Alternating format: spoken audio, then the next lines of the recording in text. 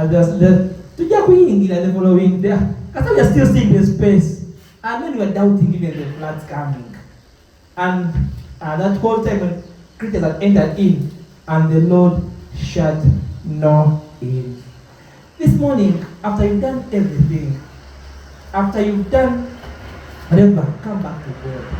And your prayer should be that may God shut me in His fold. When you've chosen to blamelessly and righteously follow God, may God shut you in so that you never look back. When you've chosen to say, yes, I do, to that one person, to the love of your life, may God shut you in so that you don't.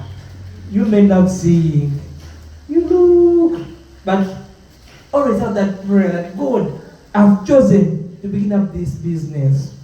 May you bless me as well. And after we make every kind of decision, but after making a decision for our own salvation, it should be our prayer that may God shut us in so that we don't go back to the previous world we've been living in. Many of us are not shut. We are double-minded people. We are here, but our thoughts are very far. We are here, but we think of various things. We are neither warm nor cold. One leg is for Christ, one leg is for you. There, actually, people say, kati, like you can't be double-sided. And Noah was there, and the Lord shut him in, and was for the remaining days as God was perishing, Noah was preserved because Noah chose to walk with God. The verse that began it says, "Be diligent, do your best to present yourself." I prefer the Good News version that says 2 Timothy 2:15. All right.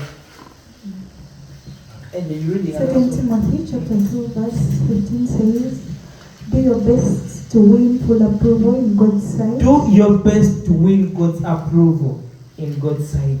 Like Noah was living in perilous times, dangerous times. We too are living in times that are not good.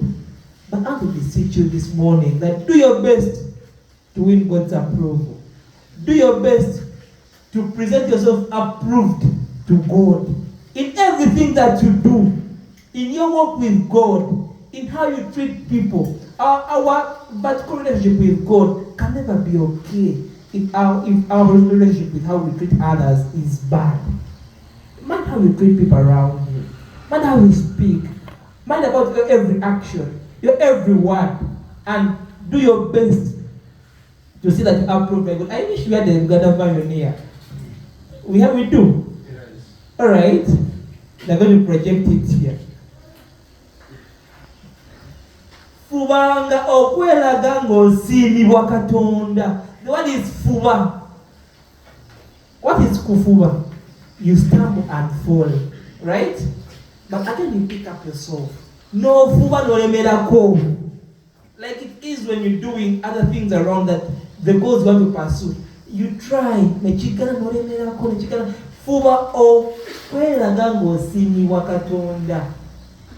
Please try your level best. However much evilness might be around you, Noah tried his level best to be relevant and to be approved by God. So this English version says, as a worker who is not ashamed of his a worker who is not ashamed. You people are ashamed of your religion, by the way. And it's one of the main issues we have in campus ministry. People are ashamed of their religion. People don't want to be recognized as Adventists. I don't know why you people are ashamed of your religion. You walk Ngojanga and beggar. And then you come to the Adventist church. Like, why? Be a person who is not ashamed. Stand proudly for the principles you believe in. Stand firmly and say, me, as Onesmus, I do not do evil. Regardless. Because I know whom I believe in. Stand firm and be approved by God. Don't be ashamed of your gospel. Don't be ashamed of your God you believed in. And it comes by saying, that. Oh, the grammar is off. Aisa wakati ekigambo ekyamazi. Aisa wakati. Let's do the English version. You said when you are calling, so some Aisa wakati. Okay. Rightly dividing, okay? One who correctly teaches the message of God's truth. One who correctly teaches the message of God's truth. Rightly dividing the word of truth. You people, if you're not firmly rooted, this week, if you read the lesson, it was about Colossians 2:16, right? One day I visited an association. Reaching there, I was the recent president. I find a guy in damage and Crocs on a Sabbath day. Like he's choristering. He's busy here. And they were singing which song? This 101 song. Jesus is tender, recalling this. So he was busy calling today. And then, have I come to the right place? Oh, it's an Anglican chapel. Because also Anglicans have nearly the same song with us. So, after the song, I sat. After the song, the gentleman says, Happy Sabbath. I'm like, okay. But since I was a visitor, it's always good to mind your business and stay in your lane. But perhaps you call the president, take her out, and you're like, but you didn't do ABC and do rightly. Perhaps you can rectify this and you can change the chorus. So, after the Sabbath school, I called the president because at least first she knew me. So I talked to her and she's like, you see, President, we read a verse in Colossians chapter 2, verse 16, and the Bible says, let no one judge you of how you eat, of how you dress, of the new Sabbath. I don't know, can you read the verse there? If you're not a person who rightly divides the word of truth,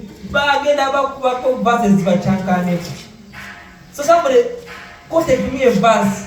It's like, you see, President, go to me, man, you talk about Bible. So he opens Colossians 2:16. So the read the lesson this week, you realize that is the one we are having. Okay? You see the verse? So let no one judge you in food. This is King James, right? New King James. What does good news say? Colossians chapter 2 verse 16 says, so let no one make rules about what you eat or drink.